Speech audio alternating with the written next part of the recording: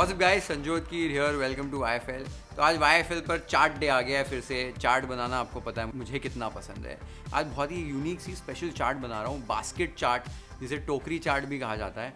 एक आलू की क्रिस्पी बास्केट में कई सारी अलग अलग किस्म की चाट को डालकर सर्व किया जाता है और बहुत ही मज़ा आता है ये चाट खाने में। अब चाट वाले जो होते हैं उनके पास से सारी चाट बनी होती हैं, तो एक बास्केट में डालकर आपको दे देते हैं। पर अगर घर पे बनानी है तो हमें इतनी सारी अलग अलग किस्म की चीज़ें बनानी पड़ेगी। तो I am going all out in this recipe. मैं सारे कॉम्पोनेंट्स बना रहा हूँ, लगभग 6 कॉम्पोनेंट्स हैं, और सारे कॉम्पोनेंट्स से घर पर बनते कैसे हैं इस चाट के वो आपको बताऊँगा। और हर चीज़ टोकरी को छोड़ के एज अ सिंगल चाट भी सर्व की जा सकती है। तो बहुत ही इंटरेस्टिंग रेसिपी होने वाली है। आप 5-6 चाट एक ही रेसिपी में सीख जाओगे। इस वीडियो में सबसे पहले टोकरी बनाएंगे क्रिस्पी आलू की जो बास्केट है इस चाट की।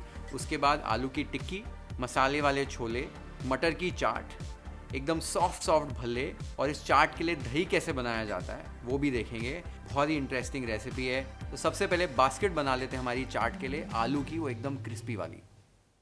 तो टोकरी बनाने के लिए आलू कौन से वैरायटी के यूज़ किए जाते हैं वो बहुत ज़रूरी है।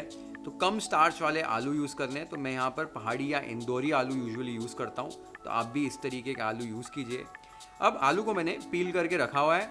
इन्हें अभी हमें ग्रेटर के ऐसे मोटे वाले जो होल्स के हिस्से से आपको ग्रेट कर लेना है। तो एक ही डायरेक्शन में आलू को ग्रेट कीजिए ताकि आलू के ऐसे लंबे लंबे लच्छे बन जाएँ। आलू आप एक बार ग्रेट कर लें, उसके बाद देखेंगे इस तरीके से आलू के लच्छे तैयार हो जाएंगे। तो इस तरीके से आलू के लच्छे तैयार कर लेने हैं। अब इन्हें हमें सोक करना है एकदम बर्फ़ वाले पानी में। तो बर्फ़ ऐड कर दीजिए, साथ में पानी ऐड कर दीजिए, और कम से कम 15-20 मिनट तक इन आलू के लच्छों को इस बर्फ़ वाले पानी में रेस्ट करने दीजिए।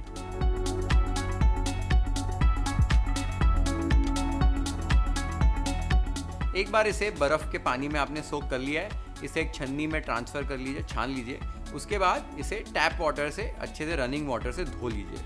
ये जितने भी प्रोसेस हम कर रहे हैं, इसका स्टार्च जो है जितना निकाल सकें उतना स्टार्च निकाल रहे हैं। एक बार आपने इसे धो लिया है, उसके बाद आप एक कपड़े के अंदर इन लच्छों को डालना है और इसे अच्छे से निचोड़ लेना है।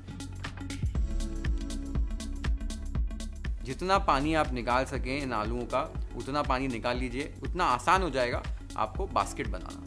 तो आप देख सकते हो कितना पानी इसमें से निकल गया आलूओं में से। कपड़ा बिछा दीजिए, उसके ऊपर इन आलू के लच्छों को फैला लीजिए और हल्का सा पैड ड्राई कर लीजिए टिश्यू पेपर या एक सूखे कपड़े के साथ, तो थोड़ा सा सूख जाए आलू। उसके बाद इन आलू के लच्छों को एक बोल में ट्रांसफ़र कर लीजिए।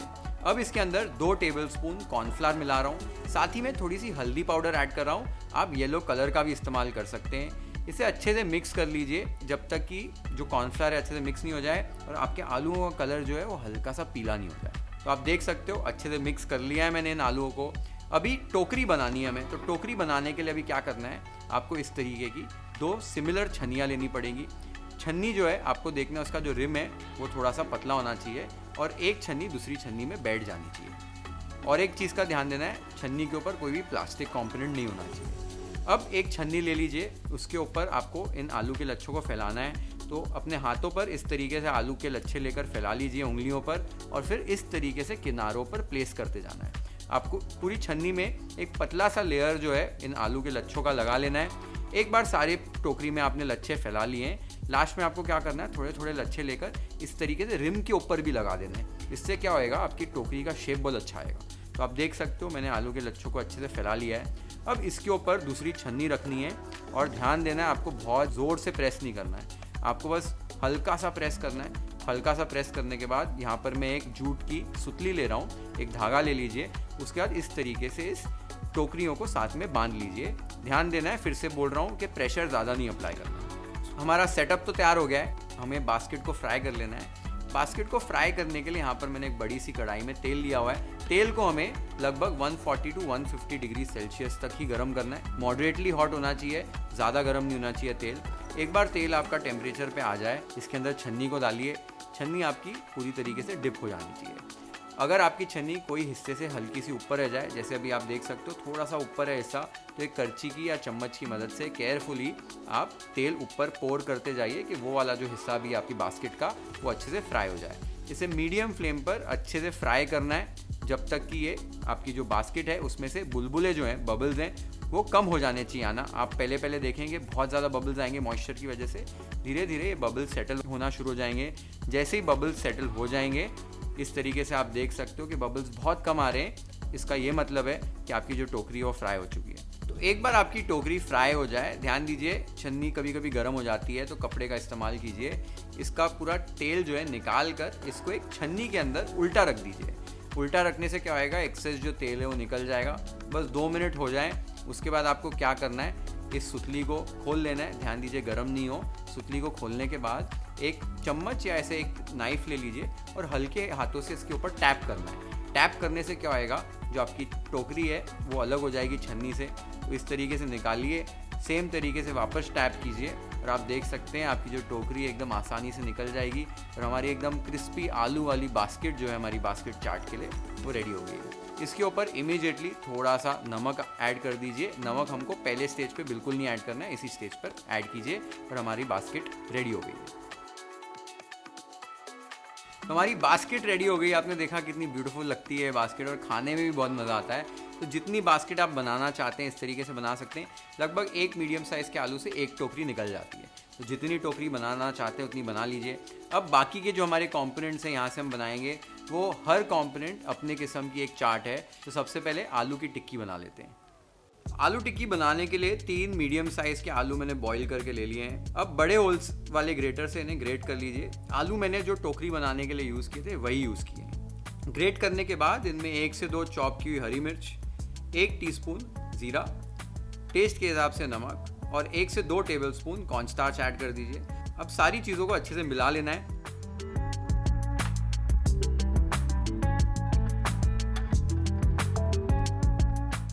साथ ही मैं इसमें 1 टीस्पून ऑयल भी ऐड कर रहा हूँ और अच्छे से मिला रहा हूँ।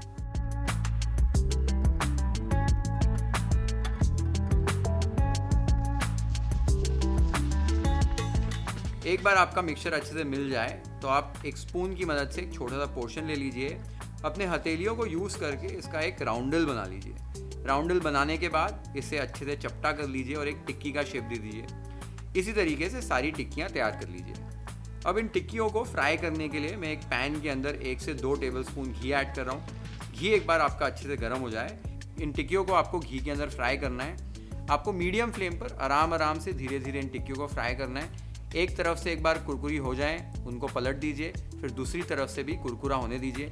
जब लाइट गोल्डन ब्राउन हो जाए दोनों तरफ से, तो आपको क्या करना है, एक पलटे से इसको हल्का हल्का थोड़ा सा दबा देना है और दबाने के बाद फिर से दोनों तरफ से 2-2 मिनट के लिए कुक करना है। दबा कर कुक करने से क्या होता है, आपकी जो टिक्की है वो एकदम कुरकुरी बनती है। तो आप देख सकते हो मैंने टिक्कियों को अच्छे से कुक कर लिया है और हमारी एकदम कुरकुरी आलू टिक्की रेडी हो गई है। नेक्स्ट, अब मसाले वाले छोले बनाने के लिए ये मैंने 1 कप काबुली चनों को पहले 5 से 6 घंटे के लिए सोक करके 2 से 3 सीटी तक प्रेशर कुकर में कुक कर लिया है। सोक और कुक करते समय मैंने एक सूखे आंवले की पोटली इसमें डाल दी थी, इसके लिए इनका कलर थोड़ा सा गहरा हो गया। अब इसके ऊपर टेस्ट के हिसाब से नमक ऐड करना है। 1 टेबलस्पून दरदरा कुटा हुआ धनिया पाउडर, 1 से 2 टीस्पून पीली मिर्च का पाउडर, आप लाल मिर्च भी इस्तेमाल कर सकते हैं, 1 टेबलस्पून आमचूर पाउडर, 1 टीस्पून गरम मसाला और 2 इंच अदरक के लच्छे। ये सारी चीज़ें डालकर अभी आपको क्या करना है, एक अलग से पैन में 3 से 4 टेबलस्पून घी को गर्म करना है। घी अच्छे से गर्म हो जाए उसके बाद इन छोलों के ऊपर इस घी को ऐड कर देना है। साथ ही में इसमें ताज़ा कटा हुआ धनिया डालना है और अच्छे से एक चम्मच की मदद से इन सारी चीज़ों को मिक्स कर लेना है। आप देख सकते हैं हमारे मसाले वाले चाट वाले छोले रेडी हो गए।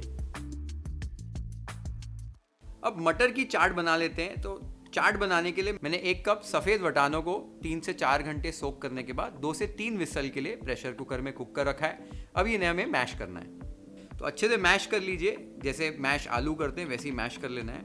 उसके बाद अभी इसे हमें पकाना है। तो एक पैन के अंदर 2 टेबलस्पून घी ले लीजिए। घी एक बार गर्म हो जाए तब मैश किए हुए मटर इसके अंदर ऐड कीजिए। अब मटरों को आपको अच्छे से भूनना है जब तक कि इनका कलर जो है थोड़ा गहरा हो जाए और इसका जो टेक्सचर है वो थोड़ा सा क्रम्बली हो जाए। इस प्रोसेस के दौरान अगर आपको कभी भी ऐसे लगे कि मटर बहुत ज़्यादा सूख गए तो हल्का सा गर्म पानी डालकर इसको फर्दर कुक कर सकते हैं। इस तरीके की कंसिस्टेंसी और कलर हो जाए, इस स्टेज तक आपको इन्हें भूनना है अच्छे से। उसके बाद इसके अंदर टेस्ट के हिसाब से नमक, 1 टीस्पून दरदरा धनिया, 1 टीस्पून दरदरी कुटी हुई लाल मिर्च और 1 टीस्पून नींबू का रस डालना है। अब सारी चीज़ें अच्छे से मिला लीजिए और आप देख सकते हो आपकी मटर की चाट रेडी हो गई है। तो अब दही भल्ले बना लेते हैं। तो भल्ले बनाने के लिए 2 दाल यूज़ कर रहा हूँ। मैंने आधा कप मूंग दाल ली है और 1 कप उड़द दाल ली है और दोनों को 5 से 6 घंटे के लिए सोक कर लिया है। अब इन दोनों दालों को हमें अलग अलग पीस लेना है। तो उड़द दाल को और मूंग दाल को मिक्सर ग्राइंडर में अलग अलग पीस लीजिए बिना कोई पानी यूज़ किए। अगर हल्का सा पानी आपको यूज़ करना है तो आप कर सकते हैं। तो एकदम कम से कम पानी डालकर दोनों दालों को अलग अलग पीस लीजिए। आप देख सकते हो मैंने उड़द दाल भी पीस ली है और मूंग दाल भी पीस ली है। अब इन दोनों दालों के पेस्ट को आप एक बड़े से बोल के अंदर ट्रांसफ़र कर लीजिए।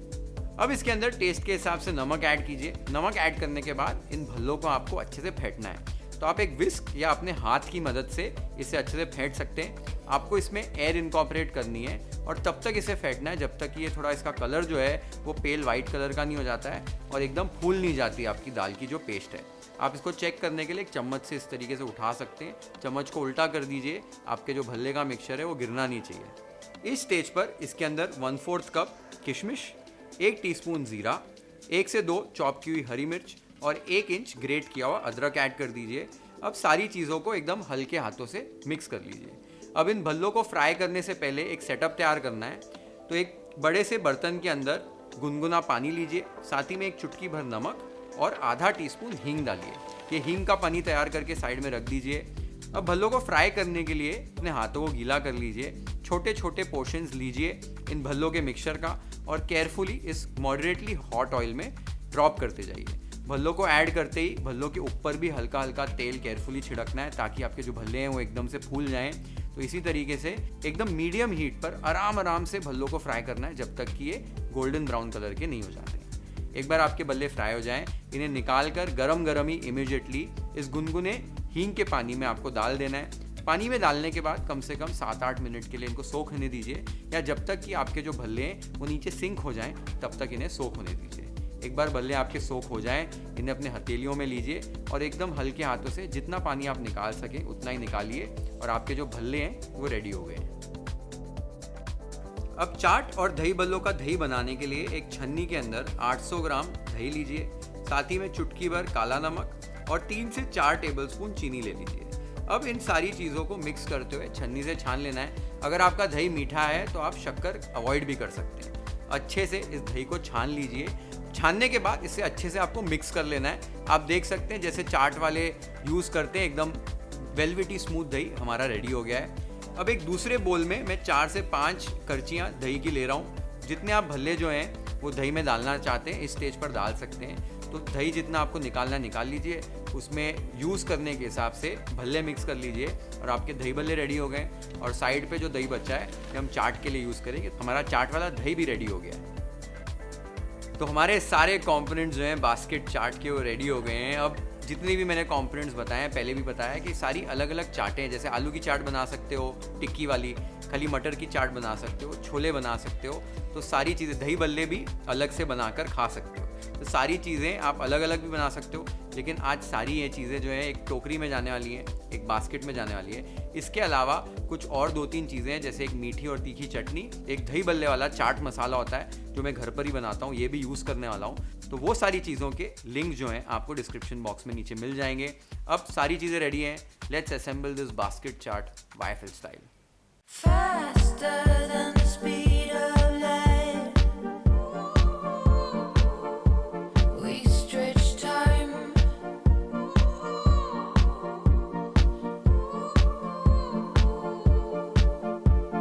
Snare drum pass, wicked sins. Faster than the speed of light.